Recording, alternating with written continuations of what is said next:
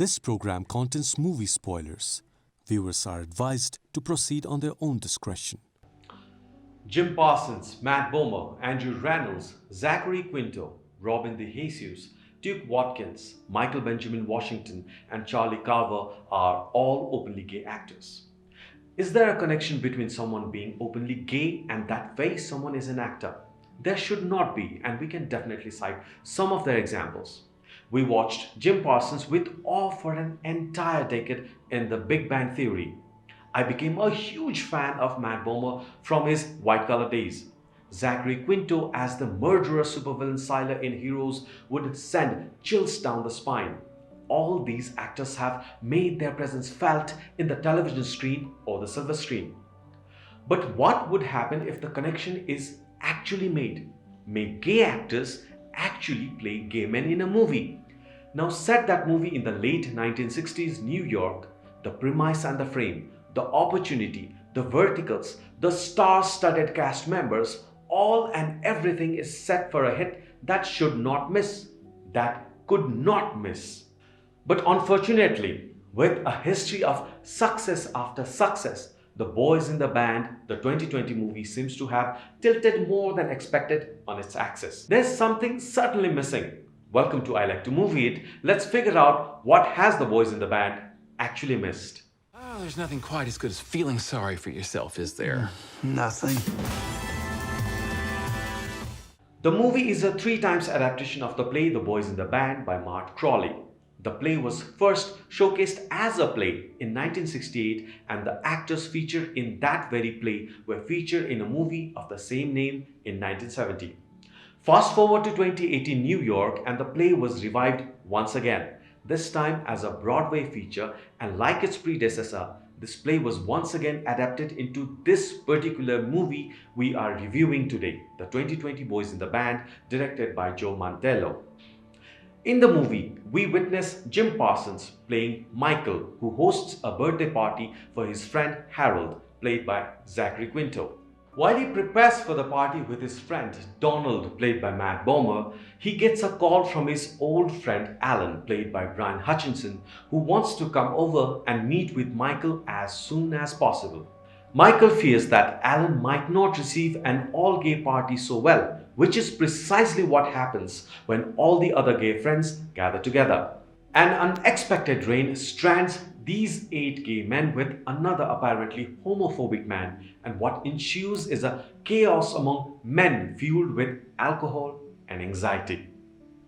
Now, I'm not going to comment much on the social strata of the late 1960s New York. I wasn't there, and it's already claustrophobic for me to imagine what it must be like for the queer folks back then.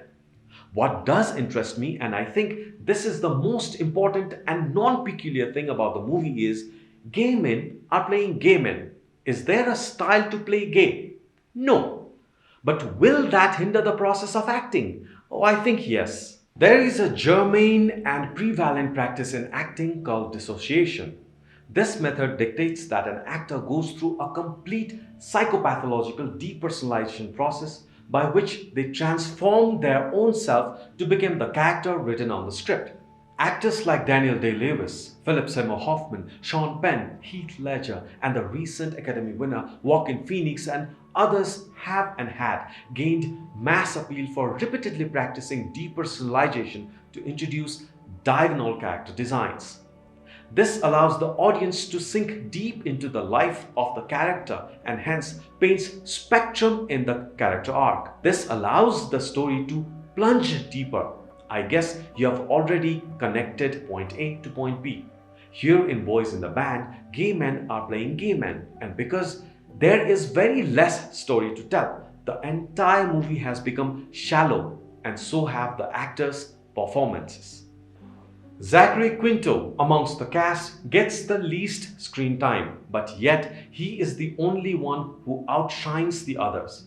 Supporting actors Robin De Jesus and Michael Benjamin Washington, along with the only straight one in the cast, Brian Hutchinson, do their best to pull this non-diversifying story. But because of the lead actors, the movie fails to keep up with the legacy of the play. I was particularly disappointed with my 2 favorites, Jim Parsons and Matt Bomer. It seems like they played their part just to play their part. With that being said, there is a question. Did I not enjoy the movie? Of course not.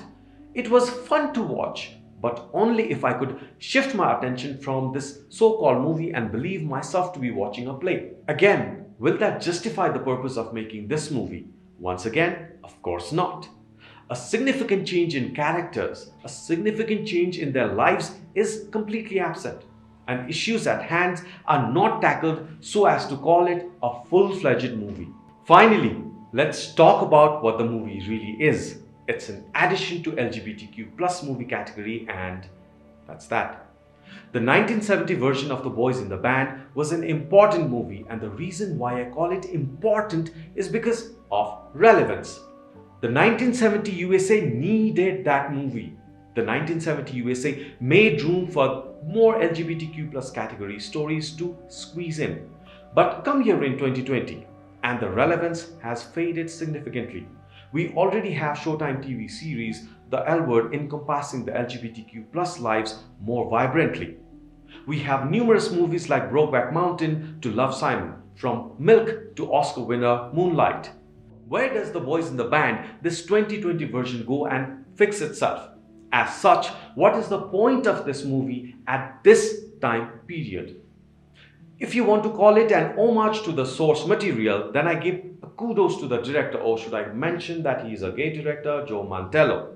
Otherwise, this movie is merely a 3-star worthy show, which I guess would be much better witnessed in Broadway itself. Did you watch The Boys in the Band? What was your take? Do comment down below and subscribe to the channel. Don't forget to follow _movie it on Instagram. The handle is visible on the screen. See you folks. Till then.